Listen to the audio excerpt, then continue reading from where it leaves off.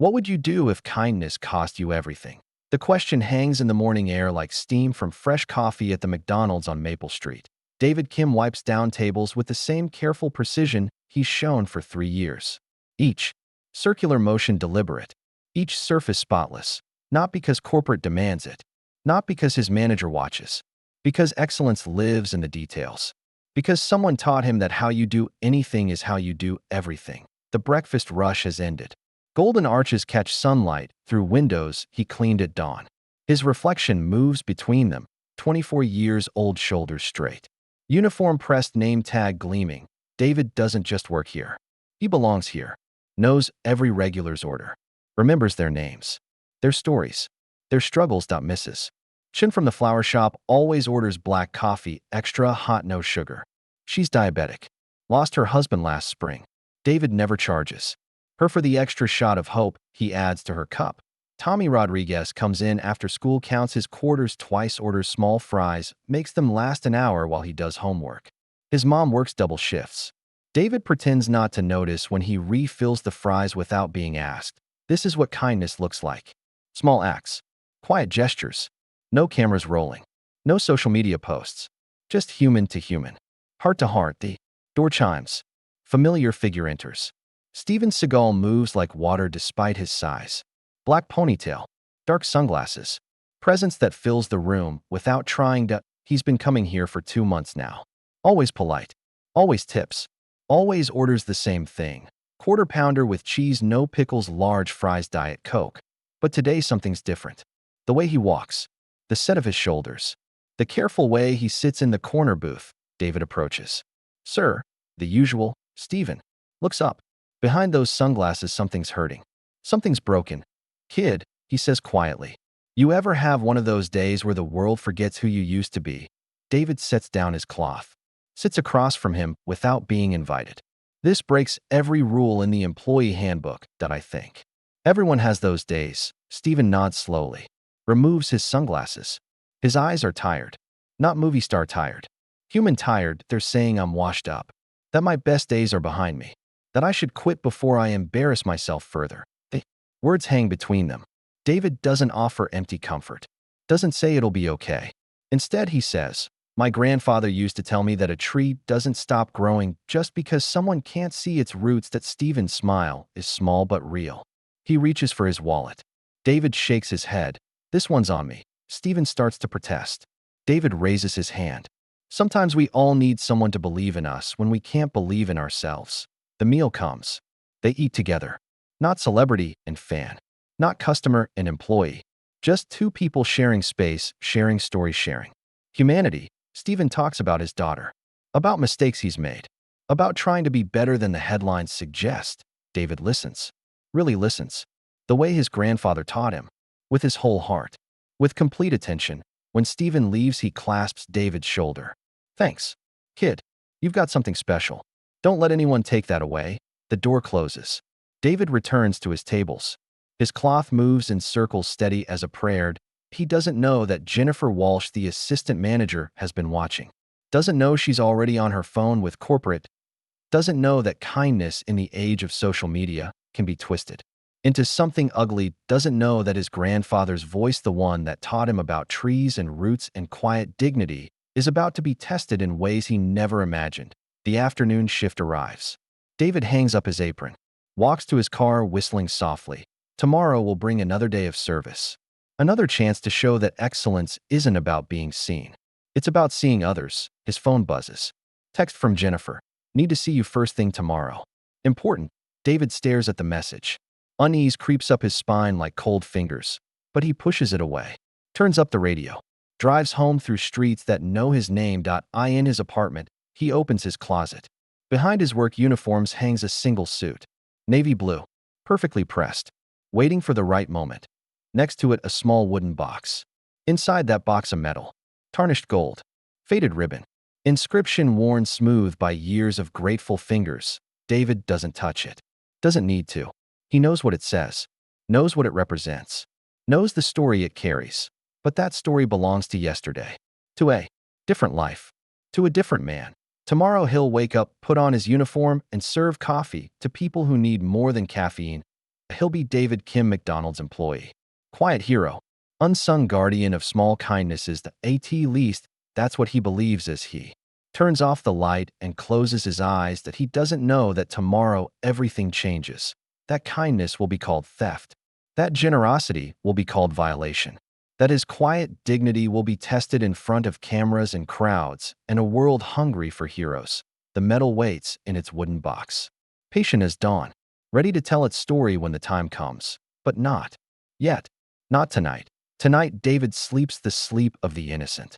The sleep of those who believe in the power of small gestures to change the world. One cup of coffee at a time. Morning arrives like judgment. Sharp fluorescent lights. Empty parking lot. David's footsteps echo against concrete silence. 7 a.m. 30 minutes early. Same as always. Same as 3 years of perfect punctuality. But Jennifer Walsh waits behind the counter, arms crossed, face carved from stone. Corporate polo shirt starched stiff as her expression. David, she says. Not good morning. Not hello. Just his name dropped like an accusation. That we need to talk. Office. Now. The manager's office smells like old coffee and broken dreams. Motivational posters peel at the corners. Teamwork. Excellence. Customer satisfaction. Jennifer closes the door. The sound echoes like a cell clanging shut. Sit down. David remains standing. Something in his grandfather's training whispers. Face your storms on your feet. I said sit down. He sits. Back straight. Hands folded. Eyes steady on hers. Oh, you know why you're here. David's mind races through yesterday's shift. Every interaction. Every transaction. Every moment. Steven Seagal. The free meal. The conversation. The connection. I gave someone food without charging them. Jennifer's smile cuts like glass. Someone. As if Steven Seagal is just someone. As if this is about random charity. This is about policy violation. This is about theft. This is about you thinking you can give away company property whenever you feel emotionally moved. David's chest tightens. But his voice stays level. The man looked like he needed kindness. Kindness? Jennifer's laugh scrapes the air. Kindness doesn't pay rent. Kindness doesn't cover inventory costs. Kindness doesn't protect my job when corporate asks why our numbers don't match. She opens a folder. Slides photographs across the desk. Security camera stills. David sitting with Steven. David refusing payment. David breaking protocol. Black and white evidence of a moment that felt like grace. You violated policy 347. B. Unauthorized meal comps. You violated policy 219. A. Fraternizing with customers during work hours. You violated policy 156. C. Misuse of company resources. The policies pile up like stones ready for throwing. David stares at the photos. In them, he sees two men sharing a moment of humanity. In them, Jennifer sees dollar signs. Lost revenue. Corporate. Liability. I can explain. No explanations. No excuses. You're terminated. Effective immediately. Security will escort you to collect your things. The words hit like physical blows. Terminated. 3 years of perfect service. 3 years of going beyond. 3 years of caring more than the minimum. Gone. David stands slowly. His uniform suddenly feels like a costume for a play that's ended. You're making a mistake. The only mistake was hiring someone who thinks feelings matter more than rules. Security arrives. 2 guards who know David's name. Who've shared coffee during night shifts. Who avoid his eyes as they do their job. The walk to his locker feels endless. Other employees stop talking when he passes. Some look away. Others stare with mixture of pity and relief. Better you than me, their silence says. David opens his locker. Personal items, a photo of his grandfather. A small potted plant. His backup phone charger. A book of poetry worn smooth from reading. That's it. 3 years reduced to what fits in a paper bag. The security guards wait patiently. Professional. Polite. Uncomfortable. David takes one last look around the break room. At the schedule where his name still appears for next week's shifts. At the Employee of the Month photos where his face smiles from July to the suggestion box where he'd written, "What if we started a fund for customers who can't afford meals?" The suggestion still sits there. Unread. Unheard. Like his voice has always been. The walk to the exit stretches forever. Through the kitchen where morning prep stops to watch. Through the dining area where Mrs. Chun sits with her coffee, she looks up. Sees his paper bag. Sees the guards. Understands instantly. Her eyes fill with something that might be tears. Or might be rage. David nods to her. Small gesture. Quiet dignity. Even in defeat, the parking lot blazes with morning sun. His car waits like a faithful dog. Loyal despite everything. The security guards shake his hand. Sorry, David. You didn't deserve this.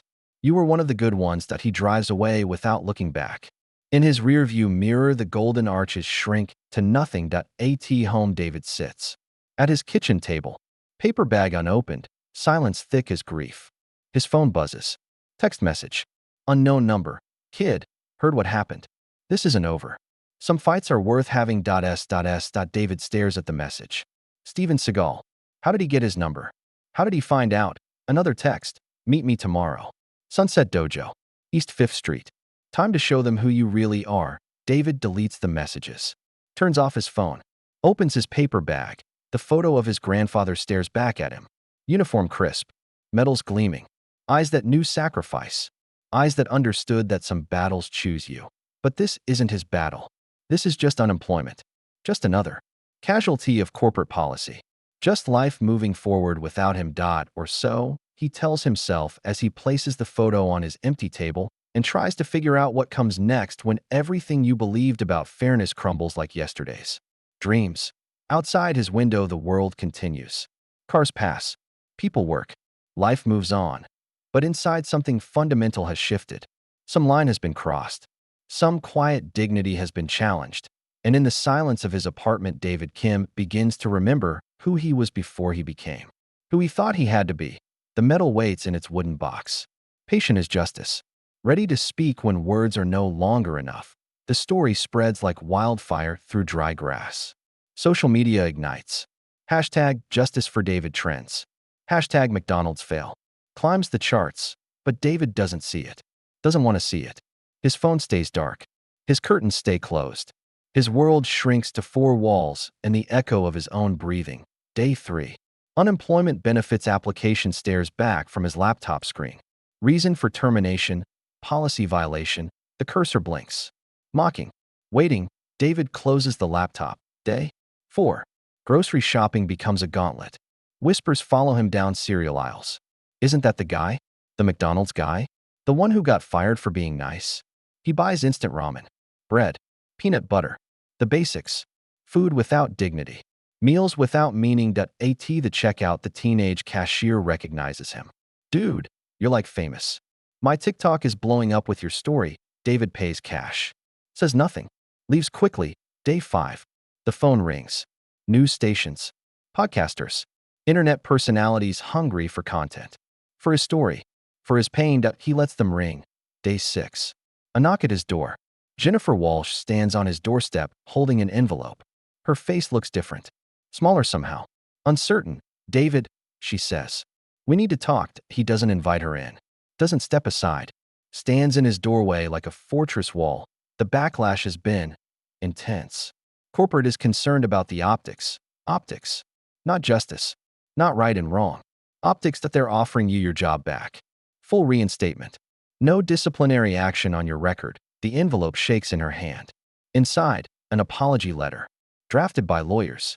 Sanitized by PR. Empty of meaning. David stares at her. This woman who destroyed his quiet life for following his grandfather's teachings. Who chose policy over humanity. Who forgot that behind every rule stands a person. What about the others?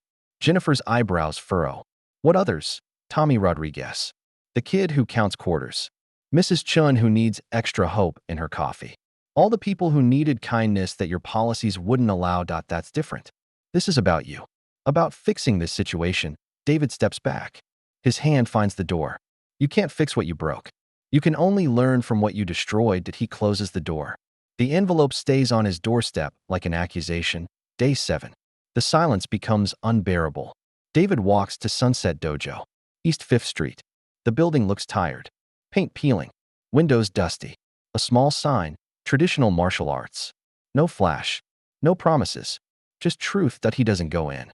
Stands across the street. Watches through the window. Sees figures moving. Flowing. Training. A man approaches.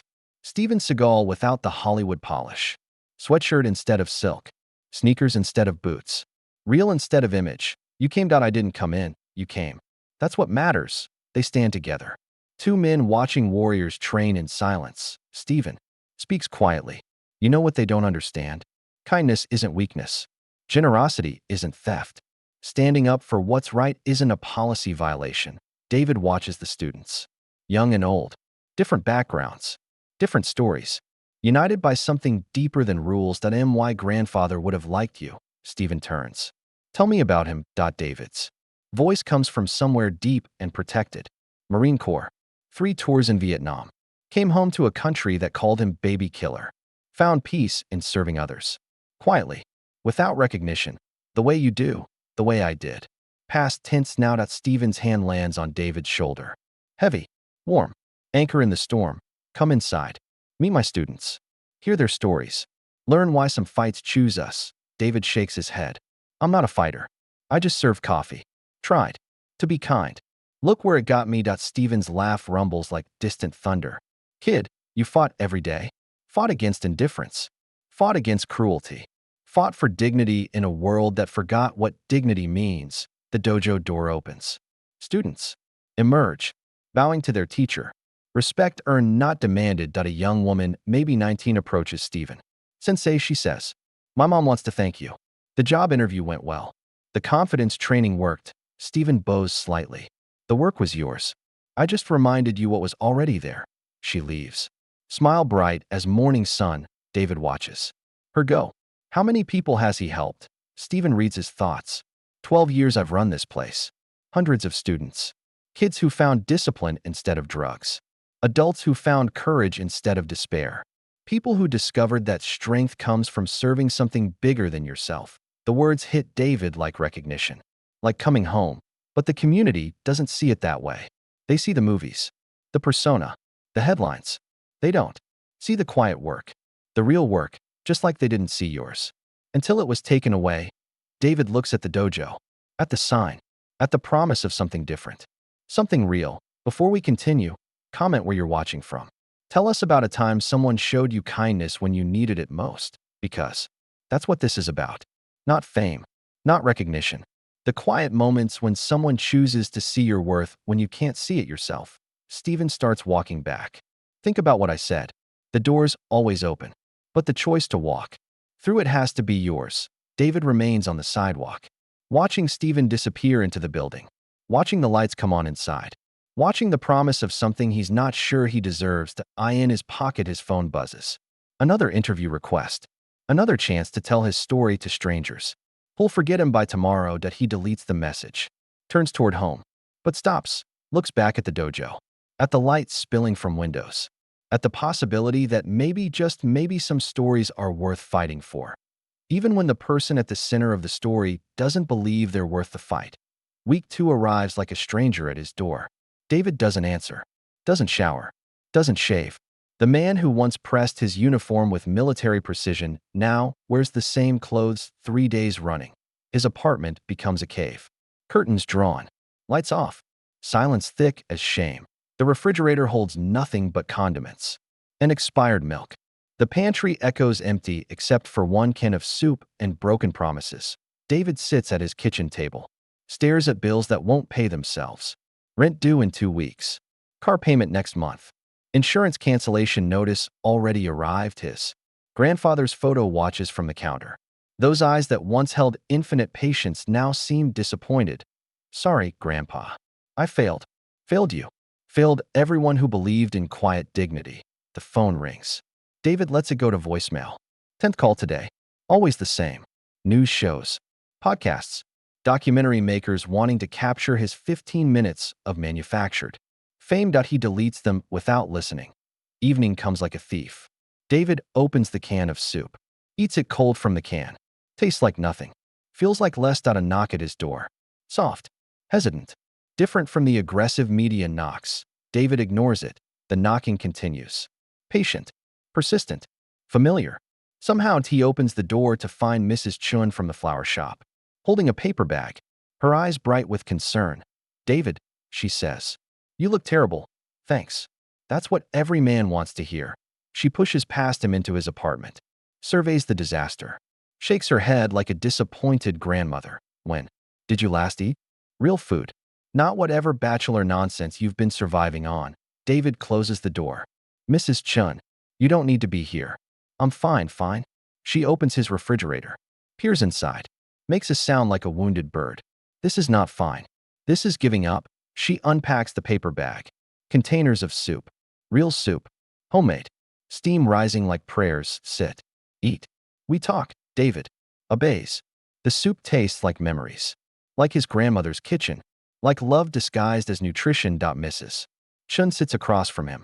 Watches him eat with the intensity of a drill sergeant. You know what I think? David looks up. Broth dripping from his spoon. That I think you're scared. Scared? Of what? Of fighting back. Of standing up. Of being more than the quiet boy who serves coffee and asks for nothing. David sets down his spoon. I'm not scared. I'm realistic. I lost my job. End of story. Mrs. Chun leans forward. Her eyes sharp as knives. My husband fought in Korea. Came home with medals and nightmares. Told me once that the hardest battles aren't fought with weapons. They're fought with choices. She reaches across the table. Takes his hand. Her fingers small but strong. You choose every day to be kind. To see people. To care. That's not weakness. That's courage. David pulls away. Look where courage got me. Unemployed. Alone. Forgotten. Mrs. Chun stands abruptly. Walks to his window. Opens the curtains. Look. David shields his eyes from sudden sunlight. Squints at the street below. On the sidewalk across from his apartment building, a small crowd has gathered. People holding signs. Justice for David. Kindness matters. Heroes don't quit. Mrs. Chun points at the crowd.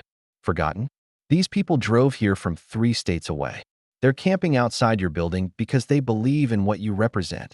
David stares. Counts the signs. 15, 20, 30. People. A little girl, maybe 8 years old, holds a crayon drawing. A stick figure in a McDonald's uniform with a heart drawn over his chest. They don't know me. They know what you did.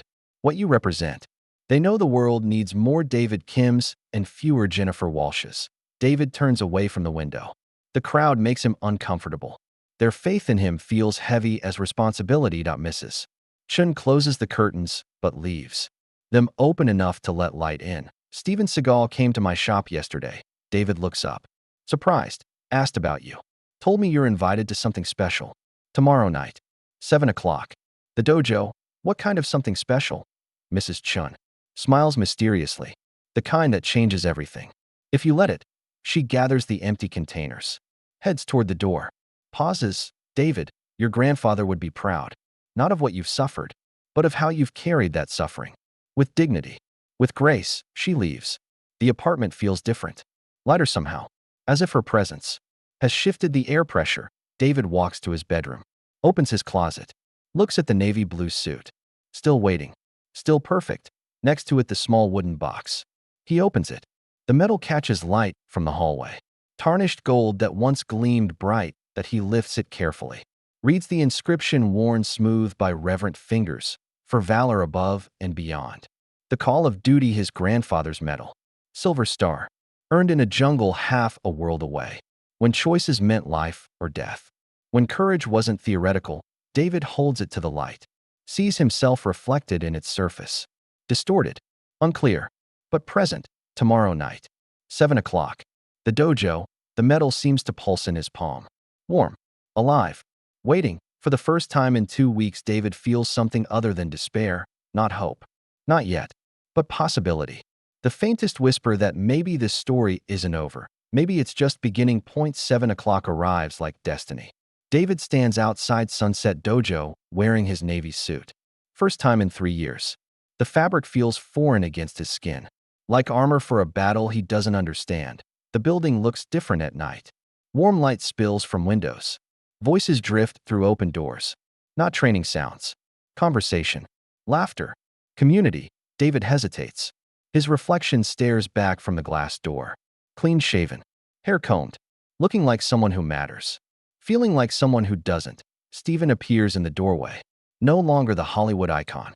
Just a man in simple clothes with eyes that see too much. You came. I almost didn't. Steven steps aside. Makes room for David to enter. Almost is what separates the living from the truly alive. Inside, the dojo has been transformed. Mats rolled away. Chairs arranged in a circle. 20 people, maybe 30, sitting quietly. Waiting, David recognizes some faces. Mrs. Chun from the flower shop. Tommy Rodriguez, the boy who counts quarters. Others he served at McDonald's. Strangers, too. People who've traveled just to be here. Stephen guides him to an empty chair. The circle feels sacred, like a sanctuary where truth lives unafraid. A woman, maybe 40, raises her hand. Begins to speak. My name is Sarah. 3 months ago I was homeless, living in my car with my daughter. We came to McDonald's one morning with our last $5. She looks at David. Her eyes bright with memory. You saw us counting coins. Saw my daughter pretending she wasn't hungry. You brought us 2 full meals. Said the cook, made extra. David remembers. The woman with tired eyes. The little girl drawing pictures on napkins. He'd told Jennifer it was a training meal. A lie to cover kindness. You didn't know, but that morning I had pills in my purse. Enough to make the hunger stop. Forever, the circle holds its breath. Your kindness reminded me that strangers could still care. That hope wasn't extinct. We slept in the car that night, but we slept together. Alive, Sarah wipes her eyes. Today I have a job. An apartment. My daughter draws pictures of superheroes now. She holds up a crayon drawing. A stick figure in a McDonald's. Uniform with a cape. She draws you. David's throat constricts. He had no idea. Never imagined that moment carried such weight. A teenager speaks next. Marcus, 17. Acne-scarred face, but eyes like clean water. I used to shoplift. Food mostly. Sometimes money. Got caught at the convenience store next to McDonald's. He looks down at his hands. You bailed me out. Literally. Paid my fine. Drove me home. Never asked for payback. David remembers. The scared kid in handcuffs. The mother who couldn't leave work. $200 he couldn't afford but couldn't not spend. You told me everyone deserves a second chance. That mistakes don't define us. Choices do. Marcus looks up. Smile bright as sunrise. I graduate next month. Full scholarship to community college. Criminal justice. Want to help kids like me? The stories continue. One after another. A tapestry of quiet moments that changed lives. Small acts that rippled outward like stones thrown into still water. Tommy Rodriguez stands up. Voice shaking but determined. You never charged me for extra fries. Never made me feel poor. Always asked about my homework. About my dreams. He pulls out a report card. All A's. My mom works 3 jobs now. But she says education is our way out. You helped me believe that. David feels the weight of unintended consequences. Of kindness that multiplied beyond his knowing. Stephen stands. Walks to the center of the circle. David, these people came here tonight not because of what was done to you, but because of what you did for them. He reaches into his jacket. Pulls out a small wooden box. Identical to the one in David's closet. Your grandfather saved my life in Vietnam. David's world stops spinning. Mekong Delta. Our patrol walked into an ambush. I was 19. Stupid. Scared. Stephen opens the box. Inside another medal. Silver Star. Twin to the one David keeps hidden. Sergeant James Kim carried me 2 miles through enemy fire. Took shrapnel in his back. Nearly died saving a kid who'd frozen. Up in his first firefight. David's vision blurs. He never told me about you. Never mentioned having a grandson. Only learned when I Googled your name. Saw your face. Recognized his eyes. The circle watches in silence as Stephen places the medal in David's hands. He made me promise something before he died. In the hospital. Pneumonia.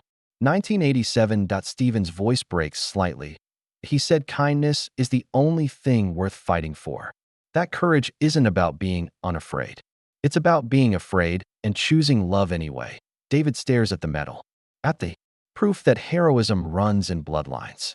That some things skip generations but never truly disappear. The room fills with quiet understanding. This isn't about McDonald's. About corporate policy. About unemployment. This is about legacy. About honoring the sacrifices of those who came before. About standing up when standing up costs everything. Stephen kneels beside David's chair. Your grandfather would want you to know that the fight isn't over. That sometimes we have to stand up not just for ourselves, but for everyone who believes. Kindness matters. David looks around the circle. At faces that trusted him with their stories. At lives he touched without knowing. At hope he helped create simply by caring. The metal grows warm in his palm. Not tarnished gold. Living metal. Breathing. Promise. Waiting for him to decide what comes next.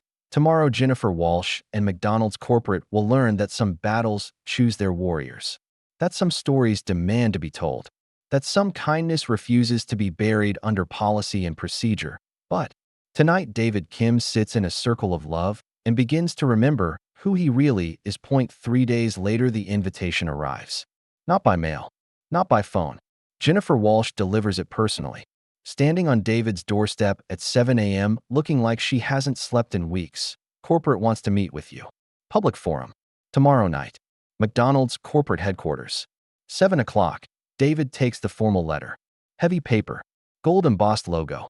The kind of invitation that means someone important is scared. What kind of public forum? Jennifer shifts weight from foot to foot. Her confidence from 2 weeks ago has evaporated, replaced by something that looks like desperation. Town hall style. Open to the public. Media invited. They want to address the situation. Clear the air, David.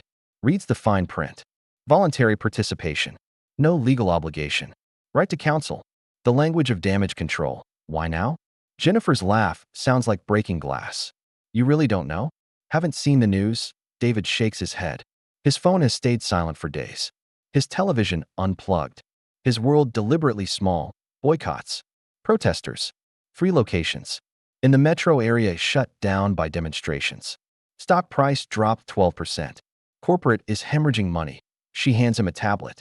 News footage plays silently. Crowds outside McDonald's restaurants. Signs demanding justice. Chance of bring back David. Kindness is not criminal. The little girl with the crayon drawing appears on screen, now holding a professional sign. My hero David Kim. Her mother speaks. To reporters, he gave my daughter hope when we had nothing. McDonald's fired him for having a heart.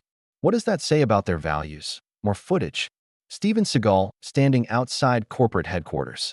Microphones thrust toward his face. This isn't about one employee. This is about what kind of society we want to be. David Kim represents everything good about America. Everything corporations have forgotten. David hands back the tablet. The weight of public attention settles on his shoulders like lead. I didn't ask for this. Jennifer's eyes soften. Slightly. For the first time, she looks human. Vulnerable. I know. But it's happening anyway. The question is, do you want your story told by others or by you? That evening, David sits in Sunset Dojo. Empty except for Steven and the echo of earlier classes. Training equipment neatly arranged. Everything in its proper place. Steven wraps his hands with practiced precision. Not for fighting. For meditation. For centering. You're scared. David nods. I'm terrified. I never wanted to be famous. Never wanted attention. Just wanted to do good work and go home. Steven finishes his rapping. Sits across from David on the mat. Fame chooses us. We don't choose fame. The question becomes, what do we do with the platform we never asked for? David stares at his hands. Soft hands. Service hands. Not warrior hands. What if I fail? What if I can't find the words? What if I embarrass my grandfather's memory? Steven reaches into his pocket. Pulls out a photograph. Black and white. Faded edges. 2 young soldiers in Vietnam. Arms around each other's shoulders. Grinning despite the jungle and the war and the fear. Your grandfather and me. Day before the ambush, David studies the photograph. Sees his own eyes in his grandfather's face. The same quiet strength. The same underlying kindness. He told me that courage isn't about not being afraid. It's about being afraid and doing what's right anyway. Steven taps the photograph. Tomorrow night isn't about McDonald's. It's about standing up for everyone who can't stand up for themselves. The next evening arrives like Judgment Day. McDonald's corporate headquarters gleams under television lights. News vans line the street. Protesters fill the sidewalks. Security guards stand at attention.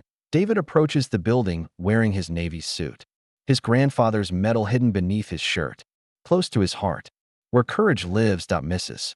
Chen waits by the entrance, holding a single flower. White chrysanthemum. Symbol of honor. For luck, she says. Pins it to his lapel. For courage. For your grandfather. Inside, the auditorium buzzes with energy.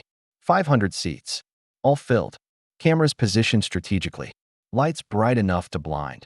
Corporate executives sit at a long table on stage. Jennifer Walsh among them. Looking smaller under the lights. Less certain of her authority. A moderator approaches the microphone. Professional smile. Television. Perfect. Empty as policy. Ladies and gentlemen, We're here tonight to discuss recent events involving former employee David Kim and McDonald's corporate policy. David takes his assigned seat in the front row, feels the weight of 500 pairs of eyes, the heat of television lights, the pressure of expectations he never sought. The corporate spokesperson stands. Expensive suit, practiced gestures, words rehearsed by lawyers and PR specialists. McDonald's corporation values all employees. We strive to maintain consistent standards while fostering a positive work environment. David listens to corporate speak. Buzzwords designed to say nothing. Apologies that apologize for nothing. Regret without responsibility. The moderator turns toward David. Microphone extended like a weapon. Mr. Kim, would you like to respond to these statements? David stands slowly. His legs feel distant. His voice catches in his throat. 500. Faces wait for wisdom he's not sure he possesses. That he thinks of his grandfather, of Stephen in the jungle, of Sarah and her daughter, of Tommy Rodriguez and his dreams, of Mrs. Chun and her coffee and her faith in quiet heroes. The microphone waits in his hands. Heavy as responsibility, light as truth. David takes a breath, looks into the cameras, into the eyes of America, and begins to speak, not with the voice of a former McDonald's employee, not with the voice of a media sensation, with the voice of his grandfather's grandson, of kindness under fire, of courage that chooses love over fear. The room falls silent. Even the cameras seem to hold their breath, waiting for words that will change everything. David's voice starts quiet, almost a whisper. But in the silence of the auditorium, every word carries weight. My name is David Kim. 3 weeks ago, I worked at McDonald's on Maple Street. I served coffee. I cleaned tables. I tried to treat every customer like family. The microphone trembles slightly in his hands. Stage lights blur the faces in the audience, but he can feel their attention. Sharp as blades, warm as sunlight. On March 15, Steven Seagal came into my restaurant. He looked tired, defeated, human. David finds Steven in the crowd, nods slightly, draws strength from his presence. He ordered a quarter pounder, large fries, Diet Coke. Nothing special, nothing unusual, but something in his eyes told me he needed more than food. He needed to remember that kindness still exists. The corporate executives shift uncomfortably. Jennifer Walsh stares at the table, cannot meet David's gaze. I sat with him, listened to his story, shared a meal, human to human, the way my grandfather taught me. David reaches beneath his shirt, pulls out the silver star. Metal catches television lights, gleams like truth. The auditorium gasps collectively. Cameras zoom in, focus on tarnished gold and faded ribbon. This belonged to Sergeant James Kim, my grandfather, United States Marine Corps. 3 tours in Vietnam. David's voice grows stronger, more certain that he earned this, saving lives, including the life of a 19-year-old soldier who froze up in his first firefight. Steven stands in the audience, removes his own medal from his jacket, holds it high. Twin stars reflecting light, reflecting honor. That soldier was Steven Seagal, the man I served coffee to, the man who reminded me that sometimes courage chooses us. The crowd erupts. Whispers become murmurs, become roars of understanding. Cameras swing between David and Steven, capturing connection across generations. David waits for silence. Continues. My grandfather taught me that service isn't about rules. It's about seeing the person behind the order, the need behind the request, the humanity we all share. Jennifer Walsh looks up, her face pale under lights, guilty under scrutiny. When I gave Steven Seagal a free meal, I wasn't stealing from McDonald's. I was honoring my grandfather's legacy. I was choosing kindness over policy, love over profit. The corporate spokesperson tries to interject. David raises his hand. The authority in his gesture surprises everyone, including himself. I'm not finished. The room falls silent again. After I was fired, I learned something remarkable. The kindness I thought went unnoticed had touched dozens of lives. David gestures toward the audience. Sarah stands, the woman who almost gave up, her daughter beside her holding the drawing of superhero David.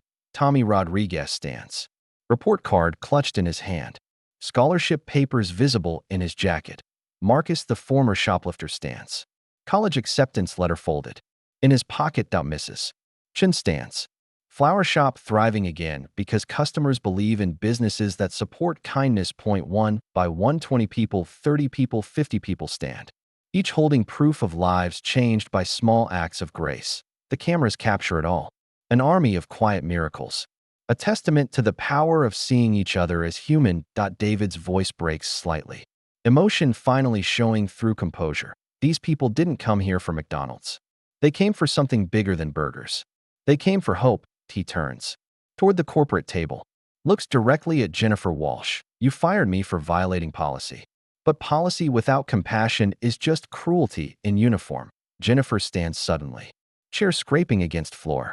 Her composure finally cracking. I was following orders, protecting the company, doing my job. David nods, understanding but not forgiving. So were the guards at concentration camps. So were the officers who turned fire. Hoses on children marching for freedom. The comparison hits like thunder. Gasps from the audience. Cameras swinging to capture Jennifer's reaction. Following orders doesn't absolve us of moral responsibility. It just makes us complicit in someone else's cruelty. The corporate spokesperson stands. Damage control written across his features. Mr. Kim, McDonald's Corporation deeply regrets this misunderstanding. We're prepared to offer you full reinstatement with back pay and a promotion to management. David looks at the offer, at the chance to return to his old life, to quiet service and hidden kindness. Then he looks at the audience, at faces that believe in something bigger than corporate policy. Thank you, but no. The words echo through the auditorium. Rejection of their carefully crafted solution. I won't work for a company that values policy over people, that chooses profit over compassion. David walks toward Stephen, toward the audience, toward the future he's choosing to create. Instead, I'm going to do something my grandfather would understand, something that honors his memory and your faith. He stops center stage, faces the cameras, faces America. I'm opening a community center, a place where kindness isn't a policy violation, where helping others is the only rule that matters. The audience erupts, standing ovation that shakes the building. Cameras capture the moment when courage defeats corporate power, when love conquers policy. Stephen approaches the stage, extends his hand. Partnership born from shared understanding. Together, David clasps his hand. Two men connected by a medal and a memory and a promise to honor those who came before. Together, the ovation continues. Jennifer Walsh sits alone at the corporate table, finally understanding what she destroyed, what she lost, what can never be recovered. But David doesn't look back, doesn't gloat, just walks forward into whatever comes next, metal gleaming on his chest. Grandfather's legacy finally and properly honored. 6 months later, the David Kim Community Center stands where an abandoned warehouse once collected dust and broken dreams. Fresh paint, clean windows, a sign that reads, Service above self, in English and Spanish and Korean. 3 languages for one truth. Inside, the transformation is complete. Open kitchen where anyone can learn to cook. Study rooms where homework gets done in safety. Art studio where creativity blooms without judgment. Computer lab where digital divides get bridged. Small theater where stories get told. Garden where hope grows from soil. David walks through the halls at closing time. Not in a uniform anymore. Just simple clothes. Jeans. Polo shirt. Work boots that no honest labor. He stops at the memorial wall. Photographs of local heroes. Teachers. Firefighters. Nurses. Veterans. The center, his grandfather's official portrait. Marine dress blues. Silver star displayed beneath in a case that gleams under soft lighting. Next to it, a smaller frame. The photograph Stephen gave him. 2 young soldiers in Vietnam. Arms around shoulders. Brotherhood born in fire. Stephen approaches from the kitchen. Flour on his apron. Smell of bread following him like contentment. Evening class went well. 12. People learned to make their grandmother's recipes. David smiles. The cooking classes were Stephen's idea. Food as connection. Kitchen as sanctuary. Meal as medicine for lonely souls. Mrs. Chen emerges from the business center. Computer class 4. Seniors. Her hair silver now, but eyes still sharp as kindness. David, she says. The Johnson family wants to thank you. The job training program worked. Both parents employed now.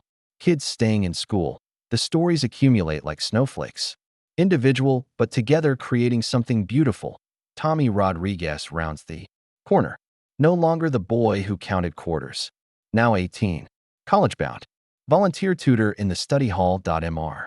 Kim, my mom wants to know if you'll come to graduation. She says you're the reason I made it. David's throat tightens. The way it always does when reminded that small actions create large changes. I'd be honored. Tommy grins. Runs off to help close up the game room. Energy and purpose in perfect balance. The center empties slowly. Families heading home. Students finishing projects. Volunteers cleaning up. David locks the front door. But through the windows, light still spills onto the sidewalk. Warm. Welcoming. Promise that tomorrow brings new chances. His phone buzzes. Text message from unknown number. Saw the news story about the center. Proud of what you've built. Your grandfather would be smiling. Jennifer. David stares at the message. Jennifer Walsh. Former manager. Former enemy. Current unemployed. McDonald's. Let her go 3 weeks after the town hall. Scapegoat for corporate public relations disaster. He types back. Position open in our job training program. If you're interested in real service. The response comes quickly. Tomorrow. Tomorrow. David pockets the phone. Walks to his car. The same reliable Honda that carried him through unemployment and uncertainty. He drives through neighborhoods that know his name. Past the McDonald's on Maple Street. New manager. New policies.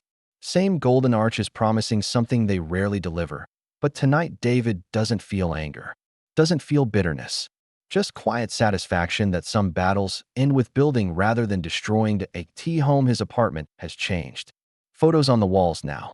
Community center activities. Graduation ceremonies. Birthday parties for kids whose families found hope in unexpected places. On his kitchen table, a stack of letters. Thank you notes. Job applications for the center. Invitations to speak at other communities wanting to replicate what they've built. The movement is spreading. Kindness as radical act. Service as revolution. Small gestures as weapons against indifference. David opens his grandfather's wooden box. The metal rests inside. Still tarnished. Still beautiful. Still carrying the weight of sacrifice and honor. But now it's joined by something new. A key. Brass. Simple. Engraved with the date the center opened. The key to a kingdom built on the foundation his grandfather laid in a jungle 50 years ago. David places both objects side by side. Past and present. Legacy and continuation. Honor. Earned and honor lived. Outside his window, the city sleeps. But in apartments and houses scattered through the neighborhoods, people dream differently now. Children who learned that education opens doors. Parents who discovered that dignity comes from purpose. Families who found that community begins with one person choosing to care. The phone rings once. David lets it go to voicemail. He knows without listening what it contains. Another interview. Request. Another documentary offer. Another chance to tell his story to strangers who'll forget him by morning. But David's story isn't for cameras anymore. It's for the memorial wall where heroes live quietly. For the study rooms where futures get built. For the kitchen where strangers become family over shared meals that he turns off the lights. Goes to bed. Tomorrow brings another chance to serve. Another day to honor the legacy that chose him before he knew he was worthy of choosing. Eye in the darkness, the metal catches moonlight through the window. Still gleaming. Still watching. Still proud of the boy who became the man his grandfather always knew he could be. 2 years pass like seasons changing quietly. The David Kim Community Center has become a landmark. A destination. A pilgrimage site for those who believe kindness can change the world. The morning sun slants through tall windows where children read books in 3 languages. Where teenagers code websites for local businesses. Where seniors share stories that bridge generations. David stands in the main hall watching the daily miracle unfold. Not the grand gestures that cameras love. Just ordinary people choosing to see each other. To help each other. To remember that we are all more alike than different. A commotion at the front door draws his attention. Familiar voices. Laughter. That sounds like coming home. Tommy Rodriguez enters first. College graduate now. Social work degree. Job offer from 3 cities. But he's staying here. Where it started. Where it matters. Behind him, Marcus. Former shoplifter. Current paralegal. Night school student. Future lawyer who wants to defend people like he used to be. Sarah follows. Her daughter now 10. Still drawing superheroes, but different ones. Teachers. Nurses. Community workers. Real heroes doing real work that they're carrying something. wrapped in cloth, heavy enough to require careful handling. Mrs. Chen appears from the business center, hair completely white now but smile bright as morning. David, she calls. Come see. The group gathers in the memorial hall. Around the wall where heroes watch over daily miracles. Tommy unwraps the bundle, reveals a bronze plaque. Simple design, elegant lettering, words that matter. In memory of Sergeant James Kim, United States Marine Corps Silver Star recipient, who taught us that courage is not the absence of fear, but action in the presence of fear, and who lives on in every act of kindness performed in his honor. Below the words, a smaller inscription, dedicated by the lives he saved through his grandson. David's vision blurs. The plaque wavers like heat shimmer, like prayers made visible. Stephen approaches from the kitchen, flour dusted on his hands, bread rising in ovens that feed body and soul. He places a gentle hand on David's shoulder. The weight of understanding, of shared loss, of continuing mission. Your grandfather would be proud, not of what you've built, but of who you've become. The plaque finds its place next to the memorial photos. Center position, where morning light will touch it first, where evening shadows will protect it last. David steps back, looks at the wall. His grandfather's official portrait now flanked by evidence of legacy lived forward. Mrs. Chen takes his arm, leads him to the window that faces Maple Street, points across the intersection. Look. David follows her gesture. The old McDonald's has changed. New ownership, new name, community kitchen in bright letters, tables full of families, children playing, seniors talking, life as it should be. Jennifer Walsh appears in the doorway. 2 years of real service have changed her. Softened edges, open heart, understanding that leadership means serving, not commanding. David, she says. The city council called. They want to replicate this in 5 other neighborhoods. They're asking if you'll consult. David considers the invitation to grow beyond these walls, to spread the quiet revolution of caring.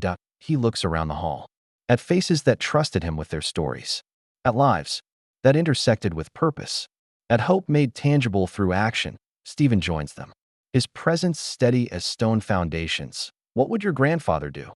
David knows the answer without thinking.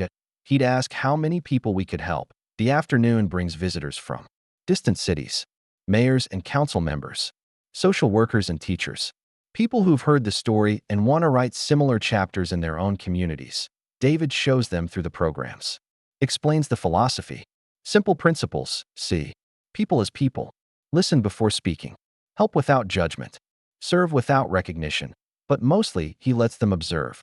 Watch the daily magic of humans choosing to care for each other. Evening comes like grace. The center empties slowly. Students heading home with homework and hope. Families leaving with full bellies and fuller hearts.